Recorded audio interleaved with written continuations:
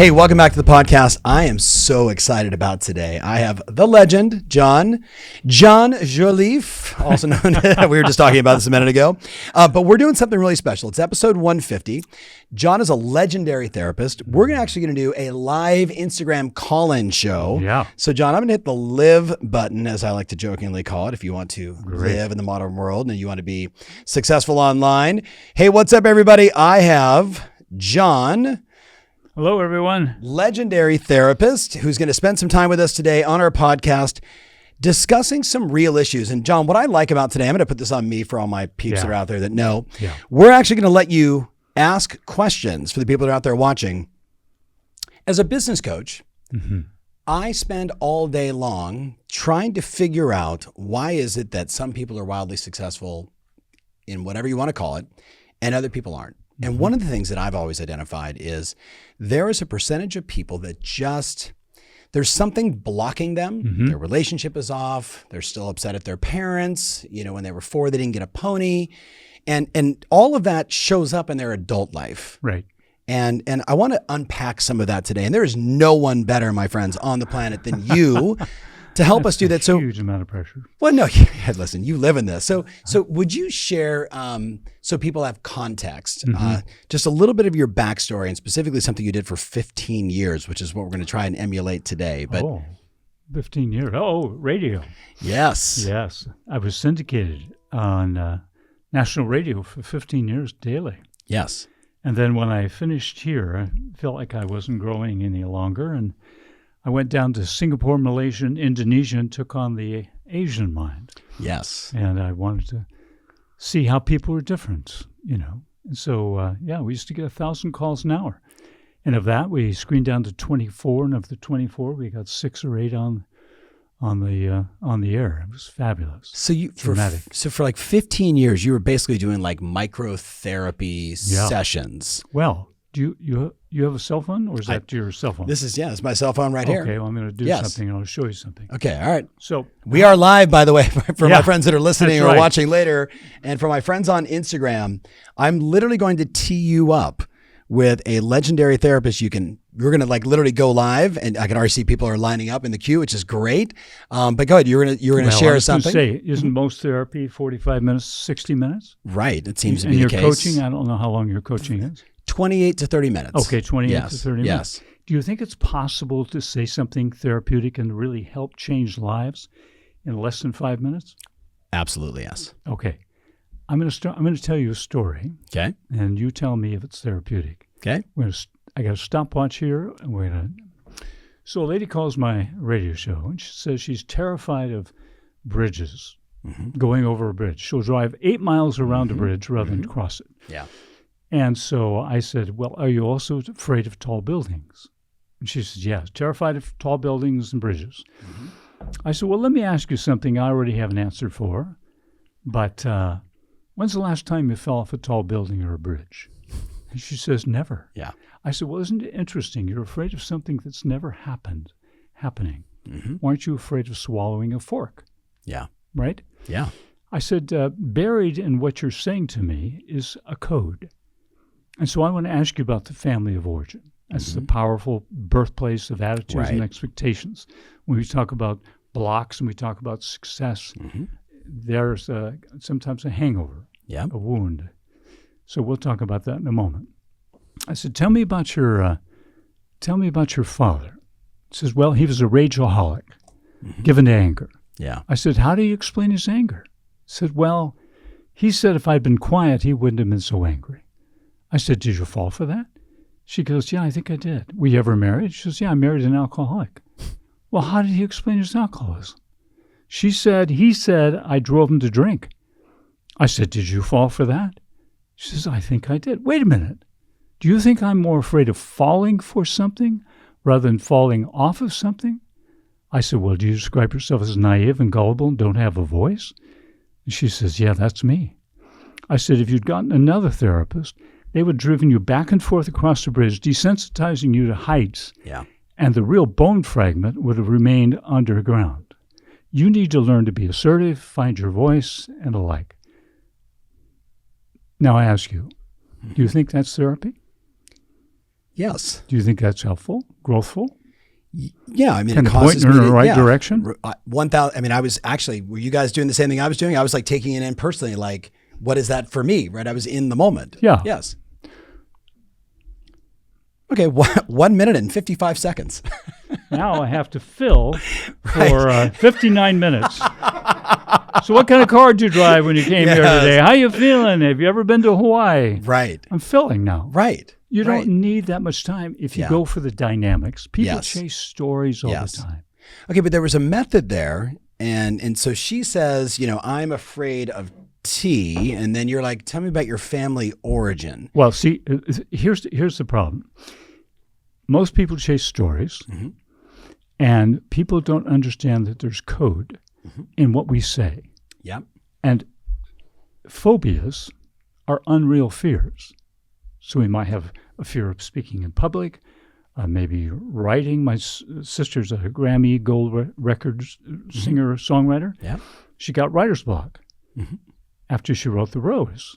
And so I said, well, you have to understand who's looking over your shoulder. Yeah. So these phobias are unreal fears. And if you could be afraid of what you really need to be afraid of, you wouldn't have to develop a phobia, a stand-in fear. Right. So many times the things that block us from success or progressing in our lives are these made-up, unverifiable conflicts that if we could get underneath, there may be a code in what we're saying. There may be a truth. Oftentimes the family of origin is not a place to blame people, but you're shaped for 20 years. You're going to come out of there with certain attitudes and ideas. Right. Okay, I got to turn over to the live show here. All right. How many of you get what we're talking about here? I'm just curious. Right? So yes, I got some people that are like making comments like, wow. Yes, Drunk Monkey, somebody just had the stories that we keep telling ourselves. Yes. So let's see if we have somebody live in here really fast. Right. I'm going to see if I can invite, let's see, I don't know if I actually, hey, Brian, I may need you over here, buddy.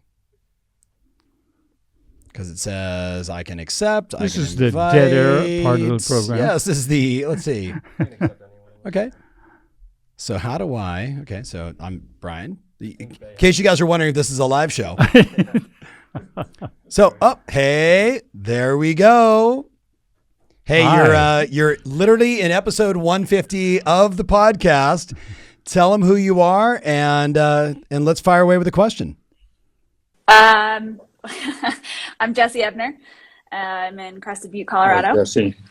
I have a horrible fear of starting exercise, which is ridiculous. I just can't get started.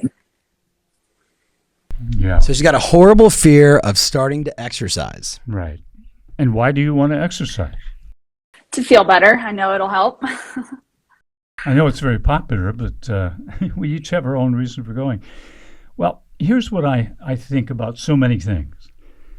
I think mistakenly we wait for inspiration and motivation to do things, whether it's start a new company, whether it's start exercising, whether it's whatever it may be. We wait for inspiration and motivation. That's a mistake. I think what you should do is figure out what the right thing to do is and then do it. And what I've found is I've never worked out. I've never gone to the gym because I was inspired or motivated to do it. But I know it's the right thing to do. So I do the right thing. I identify what the right thing to do is in every category. I do it, and the motivation and inspiration to continue doing it arrives. But only after you engage. Don't wait for it ahead of time. Is working out the right thing? Is working out the right thing? All right. Then just do it. Put it on the calendar, do it, and don't wait for inspiration or motivation. Okay, so hold on. So now, John, I'm going to throw in there. It's funny, Tim Smith and a bunch of other people are texting right now. It's fun. Hi. So, John, does accountability help? Does telling somebody what you're committed to, like having a therapist, me showing up in the morning to my trainer, there's just this weird thing. I will do more for him than I will for myself at times. Not always, but at times. Right. Does that help or does it not? I think it always does. I think, swimming together, working out together, running together, I think it's always a better activity because you push each other. And I think the idea of pushing each other is also a good thing. But more importantly than that, you've got to find out in life what the right thing to do is. And maybe getting a week at a glance calendar and getting organized. But you keep putting it off because you're just not motivated to go to the store and buy it and all that, drive across town. What is the right thing to do in every category? And put it on the calendar and do it. And then the motivation, inspiration, or other people will come alongside, and now you can do all that together. But it's the doing the right thing that's the key. Okay? Yeah. Does that make sense? It does. If it's not in your calendar, it doesn't exist, right? You've heard that before, but I'm gonna throw one more thought at you too. And John, so ready? So I'm gonna play your co-therapist here. Okay. Like at the deeper level, what is it that's stopping you? Like, what are you holding on to? Like, what's the real story? Do you know what I mean? Like, everyone says they want to make their phone calls and do their work and, be successful, but there's usually something they're holding on to that maybe is like that little anchor, John. I'm just curious, like, what are your thoughts on that? When I was a teenager, I would turn bright red anytime I was exercising, and my face just turned bright red, and people would tease me, and it stuck with me forever. I don't know why. I'm a super confident person. I'm fine, but for some reason. Have you been working out for a while, or are you just starting? My Peloton gets delivered tomorrow. Okay. So I'm starting. Many times people tell me that they don't want to go into the gym for the first month. They're out of shape. They don't look very good in their gym clothes. They're embarrassed that they can't lift the weights or do the distance, running or biking or all that. So they're a little intimidated. And so I say, well, go at noon, go at 1 o'clock, go at 3 o'clock in the morning, but get going, get started, and I think you'll do just fine. But remember, we can find all kinds of reasons why we don't do the right thing. The most important thing is do the right thing, and everything follows. Yep. Thank you. I love Colorado, by the way. Yes. Makes sense. All right, cool. We're gonna keep going. I'm actually gonna ask a question about relationships. Yeah. So Me? No, not you. But lots of love to you. Okay, so I don't know how to hang that up, so you have to hang that up. So John, first of all, that was hang yourself fun. up. Hang yourself up. Somebody needs to figure that out. Okay, so in case you guys are wondering, this is a live show. All right, so John, when I think about marriages and relationships, and a big reason why people hire a therapist, someone like yourself, it's not. The numbers in Newport Beach, where where we both live, it's something like 72% divorce rate. It's 60% in California. It's 50% in the U.S. First of all, I can hear comedians in my mind saying, "Why would you ever get married?" Like, hey, come jump out of an airplane with a parachute. You have a 50% chance of making it, or 72% of the time people die. Right. No one in their right mind would do it. I remember asking you, what are the reasons why most relationships fail? Like, what is that cause? Like, what are the 5, 6, 10 things? Talk to us. I thought you were going to say, I thought the question was going to be, why do most marriages fail? Well, yes, that. Okay. Marriages. And this is a big difference, and this is why we need to understand this. There's a big difference between marriages and relationships. Yeah. I've been in private practice for 40 years. I was recently interviewed on television. They said, how many consults is that in 40 years? I said, I have no idea. Yeah. They said, well, go to the green room, figure it out. And so I counted and figured it out. It's 96,000 consults. Wow. Okay? In my 40 years and 96,000 consults, I've never seen a marital problem. Say that again, John. I've never seen a marital problem in over 40 years. Never treated one. Yeah. No one, everyone's going, what? Like, do you guys hear what he just said? Yeah. Right? Are you buying that? Waiting for the punchline. Ian, our producer, waiting for the punchline. So what we have is relationship problems. One or more people. Many times people should be in individual therapy than couples therapy. So I was interviewed and they said, what's the top 5 marital problems today? And I said, there isn't any. Yeah. They said, well, what about adultery?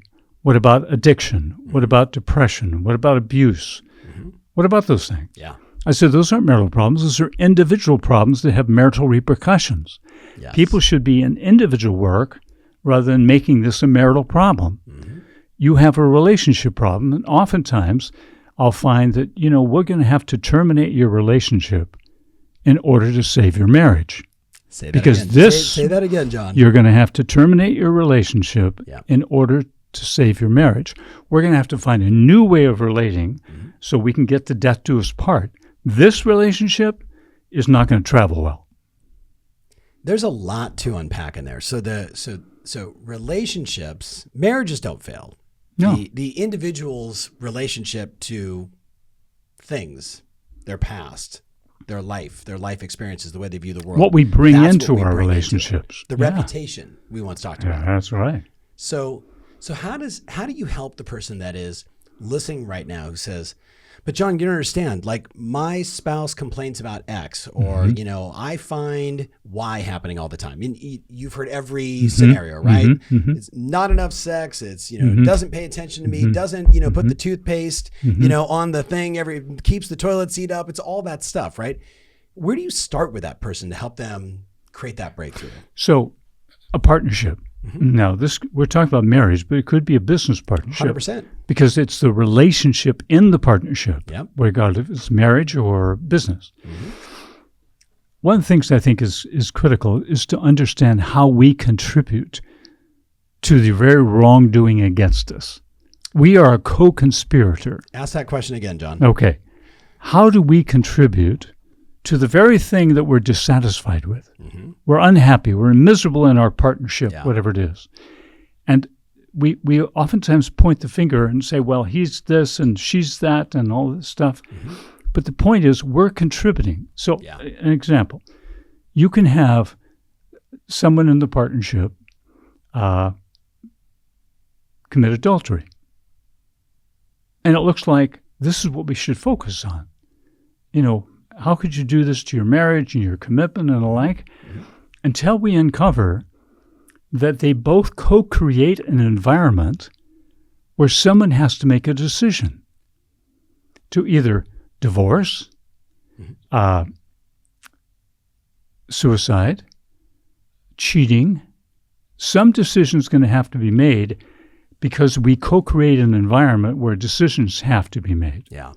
And so what we do is we focus on the adulterer and we don't focus on the other issues that co-created that. Now, the choice... The effect, not the cause. The choice is on them. Right. Whatever you choose is on you. Yeah. But we co-create an environment. You can't have an improved relationship or partnership unless you ask the question, how am I co-creating an environment to where we have this problem between us? Yeah. How often do people get that in the first session? Well, the first session is always interesting. People come in and they say, do I have to tell you everything? And I said, no, please don't. Please don't tell me everything. Yes. What I want you to do is tell me everything you don't want me to know. Yeah. That's where all personal growth starts. Right. Tell me what you don't want me to know. Yeah. Tell me what you think you're contributing to this failed relationship. Yeah. But don't so many people walk in just blame, and they'll say, it's blame, and I don't have my part in this, but blame. Because anyone watching or listening right now, I hear the same thing we're talking about, the hiring of an assistant, adding a salesperson to your team, a client. They're like, my client is XYZ, ABC, and they forget, you have a role in that relationship with that buyer, with that seller, whoever it may be. How do you get them to create the self-awareness to understand that whether it's 50-50 or 100%, that they have a role in it and that they can do something about it, that their change could create more change? So you were asking a question about success earlier. In order to succeed at anything, whether it's a relationship, marriage, business, in order to succeed, you have to concede. You're as successful as you are conceding success. Success, and let's talk success for a moment. No one is successful. We're usually successful in pockets. So you may be very successful in business and you may be failing at home. Or you may be very successful at home, but you fail in business. There's these pockets, so we're not generally successful or generally a failure. We're specific. And therefore, any success you want to have in your life, whether it is a partnership, a marriage, working with your kids, maybe I can't remember the term, but when you friend up or you business up and you go for the bigger clients and things like that, you have to concede before you can succeed. You were asking the lady in Colorado, can you concede what it is that stops you from going to the gym? Can you admit something about yourself? Right. And she said, yeah, I get flushed. Yeah. I get red. And then I get embarrassed, and then I I get want to be there and I get in embarrassed. my head. I don't want to look the way I look in the gym. Right. Yeah. So we have to concede before we can succeed. And so if we will talk about what we don't want you to know, there's a whole lot to unpack there. So marriages don't fail. Individuals fail in their Relationships. ability to be in relationship. I can't hear you. Right. Well, there's potential failure. Right. Okay, I'm looking to see who wants to talk to us next. Let's talk about something in the relationship standpoint. So I'm just going to grab people randomly. I don't really know who or how. Brian, I may need you in a second. You just got to wait for them to accept. Okay, just got to wait for them to accept. 90,000 hours? 96,000 consults. Okay, 96,000. All right, so introduce yourself to John. Here Hi. we go. Hello. What's your name? How you doing? I'm good. What's your name? CNA. Oh, okay. CNA. Oh, yes. Good. Where are you calling from? From Houston, Texas. Oh, Houston, Texas. Welcome. What's your question? How can we help? Actually, I'm so sorry. I was just watching the interview. I didn't mean to interrupt it or ask a question. I am so sorry. Okay. Well, that's fine. That's perfect. That's fine. Hey, Call the back good with news is another one. We got you there. We're like, hey, what's going on? All right. So I don't know how to get rid of this, but I'm going to see if I do this. And yes, people are like, yes, I'm wondering if this is a live show. Yes, it is. Okay. So you got to kill it on your end, I believe, unless Brian can come over here and remind me how to have do to it. hang up on yourself. There we go. I think I just did it. Nope. All right. So let's keep going. But so John, I want to unpack this. How do I change my internal relationship to impact my relationship? Say it again. How do I change so Brian, you got to figure out how to do that real fast. Yes. Episode 150. It's a live show, ladies and gentlemen. John, how do at least maybe I'm missing the right word here. So if I want to improve my marriage or improve my relationship with whatever it may be, my partnership, my business partnership, excellent example. I have to acknowledge what I bring to it. Yep. And how I am a part of that. It does work. Right? Both. What works and what doesn't. So what do you do? What do you do with a client that says, well, I kind of figured it out, but I don't know if I want to make that change. Like that's my superpower, John. Like that's what I do extraordinarily well. And now you're asking me to change that. Yeah. How do I do that? Well, this is where people get confused. They think they're resistant to change. Yeah. People are not resistant to change. Nobody resists change. It's a myth. I agree. I think people love change. They love new cars. They love babies. People persist with what's familiar. And if what's familiar is undermining your relationship and partnership, it's not getting you the business that you really want to have. If there's something blocking you, it's probably your persistence and not your resistance to change. You're persisting with something that you're familiar. Better a known devil than an unknown saint. Right. Okay, so all that makes sense to me. How do I then make the change? How do I, like from a therapeutic standpoint, how do I go from, okay, I recognize I'm running this pattern that doesn't work. Yeah. Right? I'm running this play is the way I sort of talk about in business that doesn't work. How do I catch myself? How do I, so if I said to you, if you've identified what doesn't work, could you just give that to me, please? Can you just hand that over to me? Yeah. Because all change is really an exchange. You're going to exchange this for that. Okay. This which is not working for that. Okay. So when people say to me, do you have one piece of advice that you could give everybody in the world? I said, absolutely. What is it? I'm not going to tell you. Oh, yeah. That's the next show. No. Yes. We'll be back from the next wrap break. a commercial here. around. Yeah, exactly. Okay, the one piece of advice you could give everybody in the world is seek to understand more than try to be understood. Yeah. Seek to understand. I don't understand what you're saying. I don't like what you're saying, but I really don't understand what you're saying. And when you seek to understand another, they usually reciprocate. The idea of shut up and listen to me never works. No. And there's a lot of ways we say that, not so directly, but it's intended. Listen to me. I started the conversation. Wait, let me finish. And you never finish. Yeah. Seek to understand more than try to be understood. It's very, very powerful. And I feel like I've heard that in so many different ways, right? So the question then becomes, I'm trying to just continue to unpack this. So if I'm seeking to understand, and I'm in the middle of a personal relationship issue that I'm bringing to my marriage, my business partnership, my teammates, whatever it may be, and I'm acknowledging that there is this exchange of old for new. Yeah. How do you create the routine or maybe the conversation like, hey, John, anytime I do this, it's okay to catch me because I'm trying to make this change for the betterment of our business partnership, for the betterment of our marriage relationship. What advice do you have there? Well, I was going to, you said something I want to just hitchhike on.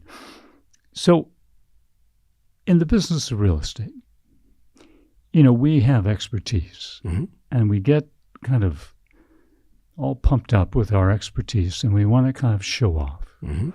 So we go into a relationship we're trying to build by trying to impress. Let me tell you, hold on. Let me tell you about me. Let me tell you about what I've done. And I was like, I agree. You're like, no, I'm actually doing what I can, and what I can do for you. Pitch. We're not seeking to understand. Yeah. We don't know as much as we think we don't.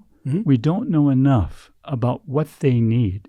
It's not just real estate. It's not a new home. It's not a new business. There's something intrinsic. You were asking the question earlier, this girl in Colorado. What do you think is really going on? Yeah. What do you think the real need is in terms of what you're looking to acquire? What do you want this to accomplish? It's all those questions. Yeah. It's not the presentation. And that's why I say to people, being a student is far more powerful than being a teacher. It's Al Pacino in Glengarry Glen Ross, like all the other, hack salespeople pitching, and him just, you guys remember the scene? Like he's just at the bar having a conversation with the guy, having a drink, and ends up, he just was super curious about the individual. And then just kept going down that path. And the natural thing was, hey, let's do some business together. Right. So weird, maybe metaphor for somebody, because, some will have a negative connotation to that movie, but we are the instrument. Right. And we've got to refine that instrument. We've got to smooth that instrument. And it's only by understanding what we don't want to know. It's only by uncovering the things that we're ashamed of or feel is a weakness. And let's accentuate the positive, eliminate the negative. Right. And that's the wrong way to go about it. If you say that. Say that again. What? The old saying is accentuate the positive, eliminate the negative. Yeah. If you want to really be powerful, if you really want to succeed in life, you have to accentuate the negative. You have to explore the negative. What it is about you, your style, what's happening, how are you in your way, what are you doing, what could you concede? I totally misinterpreted that. I felt like it was like amplify both, and I was like, you're definitely going to find the people that like you and the people that don't like you, but you're not saying that. You're saying just seek to understand it. Seek to understand it. I'm not talking about talking about it. I'm not parading your negativity around. Right. No, I'm talking about if you want personal growth, focus on the negative. Don't focus on the positive. Yeah. Focus on the negative. Dig that out. It's a root canal. It's a cavity. It's something that needs to be exchanged. Yeah. Hand that in. Yep. And let me hand you something better. Yeah. What's interesting is you say that, my mind goes to something that I hear a lot. You and I both know a lot of very successful people, and you probably even more so because of just time on planet, right? Yeah. I have met so many men and women that are the pinnacle of success, and they are miserable, right? Totally lacking joy ecstasy, fun, uncertainty, variety. It's just, right, super regimented and all the same. I bet there's someone listening right now that is in that same space. What do you ask them to get curious about? Well, I would say don't overstate. Don't overstate the issue. So I see some very successful people, right? It doesn't mean you or somehow have to admit to being a failure to come to personal growth, to come to therapy or counseling or coaching or all that. What you have to recognize is that for all of your success and for all that you're accomplishing, there's this splinter, there's this whatever. It's one tooth, not the whole mouth. And we just have to focus on that one issue. That's all you have to do. Yeah. Focus on the one thing that you're not proud about. You want it to be different. And what we tend to do is compensate or ignore. So when I see people and the successful people, I try to always remember in myself, these are highly competent, highly successful people. And we're looking at one aspect of their life. And don't contaminate that one aspect. Don't think of that one aspect as defining you. Yeah. Right? But if the pattern is we compensate or ignore, as you said, which makes a ton of sense. I mean, I think we all have seen that pattern and probably run that pattern in some respect ourselves. If we explore that and we dig into it, even if we don't like the answer, does that bring us more joy? Well, joy is kind of a byproduct. I don't know that joy is... Do you know what I mean? Like peace, happiness, you know? Well, I think not at the first. It's like I've never really been joyful or happy in the weight room. So it's context specific. Later, yes. Coming out of the shower, I'm going, hey, there's some definition. I like this. I may do this again. Yeah. So joy and happiness and all of this are really byproducts. It's really a byproduct of something else. Yeah. So many times, I was saying a moment ago that we need to be students rather than teachers. We all want to teach and help and minister and correct and train people and all that. But you have to be a student of yourself and of other people to really succeed. Yeah. Okay? So let's talk a moment about counseling and therapy, since we're talking about that. And you could maybe throw coaching in there too. And just because coaching, it's the same. They're all the same. It's all the same. Yeah. It's all working with people, helping people, challenges, and all that. Now, in order to be a good coach or accomplished whatever, you have to do your own work first before you can help others.